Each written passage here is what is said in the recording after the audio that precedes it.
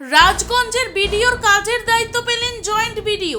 দীর্ঘ অচল অবস্থা কাটিয়ে অবশেষে রাজগঞ্জের জয়েন্ট বিডিওকে বিডিও পদে দায়িত্ব দিল প্রশাসন। আজ থেকে রাজগঞ্জের বিডিও হিসেবে কাজ শুরু করলেন সৌরভ কান্তি মণ্ডল। মঙ্গলবার তার সাথে দেখা করে শুভেচ্ছা জানান রাজগঞ্জের তৃণমূল বিধায়ক খগেশ্বর রায়। প্রসঙ্গত উল্লেখ্য, রাজগঞ্জের পূর্ববর্তী বিডিও প্রশান্ত বর্মনের নামে খুনের অভিযোগ থাকায় তিনি বিডিও অফিসে অনুপস্থিত, যার ফলে সাধারণ মানুষ পরিষেবা থেকে বঞ্চিত হচ্ছে। আমি বললাম তো যে আজকে রাজগঞ্জ বিধানসভার যারা সাধারণ নাগরিক, নন পলিটিক্যাল পার্টির কথা বলছি না, যে কিছুদিন ধরে আমরা বিডিও নাই।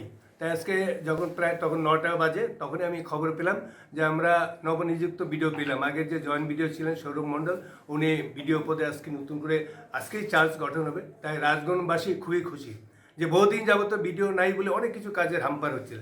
এখন থেকে আমি যেটা জানি, জয়েন্ট ভিডিও খুব কাজের মানুষ।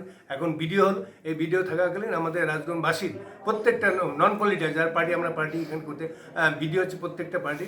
তাই রাজগঞ্জবাসীর বিধানসভা নির্বাচনের আগে যে আমরা ভিডিও পেলাম, আমরা সবাই খুব খুশি। এসআইআর এর কাজ চলছে, এতে তো এতদিন একটা হ্যাম্পারের ব্যাপার ছিল, ভিডিও অফিসে অনেক কাজের তো হ্যাম্পার হচ্ছিল অনেকেরই।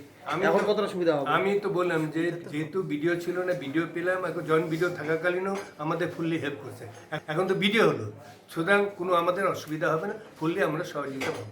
Bureau report, voice 365 Bangla.